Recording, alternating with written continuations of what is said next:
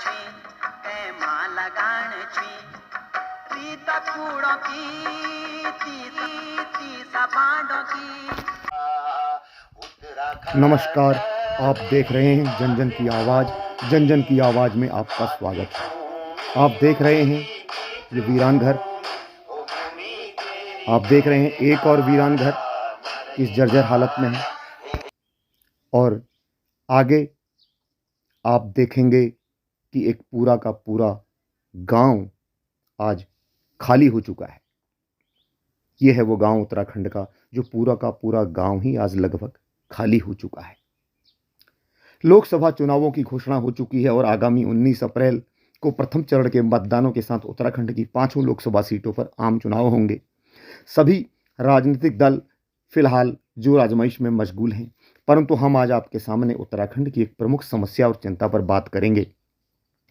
पुख्ता सूत्रों के अनुसार आसन्न लोकसभा चुनावों में उत्तराखंड के कुल 83,21,207 मतदाता अपने मताधिकार का उपयोग करेंगे, जिसमें 43,08,000 पुरुष मतदाता तथा 40,12,000 महिला मतदाता शामिल हैं, जबकि 297 थर्ड जेंडर भी इसमें सम्मिलित हैं।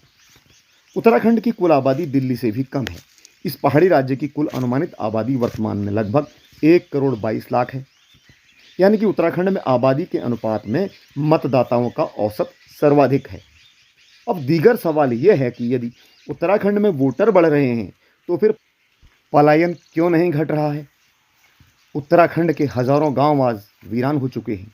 आप देख रहे हैं ज़मीनें बंजर हो चुकी हैं, और उत्तराखंड के विभिन्न गांवों के ये महलनुमा घर आज किस कदर जर्जर हो चुके हैं। इन घरों की नक्काशी और इस चिनाई को देखकर, इन घरों की इस चिनाई को, इस बनावट को देखकर, इस पर जो महंगा जो पत्थर लगा है, जो पहाड़ों में ही मिलता है और बड़ी मेहनत से इसे तराशा जाता है और उसके बाद घर बनाया जाता है, ये किले नुमा घर हैं। ये ईंट से बने हुए वो घर नहीं है कि जो ठोकर से बिखर जाएं। और आज इन घरों की आप हालत देख रहे हैं। जिसने तब इन घरों को बनाया होगा सैकड़ों सालों पूर्व, तो कितने अरमान से बनाया होगा, कितनी मेहनत से बनाया होगा और कितनी मेहनत की कमाई से बनाया गया होगा।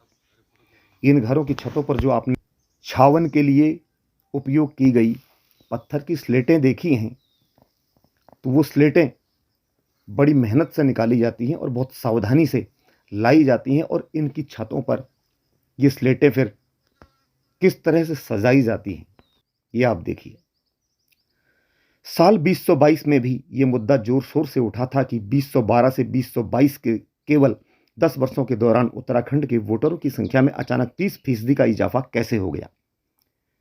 ये जो औसत था, ये जो वृद्धि दर थी, ये पूरे भारत के अन्य प्रांतों के मुकाबले कहीं दुगनी थी। तब भारत निर्वाचन आयोग ने भी इसका संज्ञान लिया था और जांच के लिए रिपोर्ट को तलब किया था। अब उस जांच का क्या हुआ, वो रिपोर्ट प्रकाशित हुई या नहीं हुई, ये एक अलग विषय है। यहां आयोग बिठा दिए जाते हैं और वो आयोग कब उठते हैं किसी को पता नहीं चलता। आयोग की आड़ में हमारे यहां मुद्दों को टालना एक परंपरा सी बनी हुई है। उत्तराखंड में राज्य गठन के लगभग 2.5 दशकों बाद भी पलायन निरंतर जारी है, परंतु वोटर संख्या लगातार बढ़ रही है। हमारे रहनुमा हाकिम हुक्काम सवाल करने पर इसे जनसंख्या का असंतुलन ठहरा रहे हैं। कहीं ऐसा तो नहीं है कि जनसंख्या असंतुलन की आड़ में उत्तराखंडियों के हक हकूकों पर डाका डालने की कोई साजिश सत्ता के शीर्ष प्रतिष्ठानों के साये में भीतर ही भीतर पनप रही हो। पलायन की पीड़ा ने ही उत्तराखंड को जन्म दिया था। रोजगार यानी कि स्थानीय स्तर पर रोजगार उपलब्ध हो, इस पीड़ा ने ही उत्तराखंड राज्य को जन्म दिया था। परंतु उत्तराखंड और उत्तराखंडियों की नियति में शायद पलायन का यह दंश विधाता ने लिख दिया है, वरना जिस प्रदेश में वोटरों की संख्या 10 वर्षों में 30% बढ़ जाती हो, वहां आबादी उतनी तेजी से क्यों नहीं बढ़ पा रही है।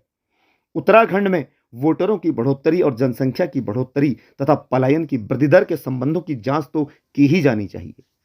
और आज भी लगभग 2.5 दशकों के बाद भी हम स्थानीय स्तर पर रोजगार सृजन क्यों नहीं कर पा रहे हैं, यह भी एक दीगर सवाल है। ऐसी ही सच्ची अच्छी खबरों के लिए देखते रहिए जन जन की आवाज़। आप सभी का धन्यवाद।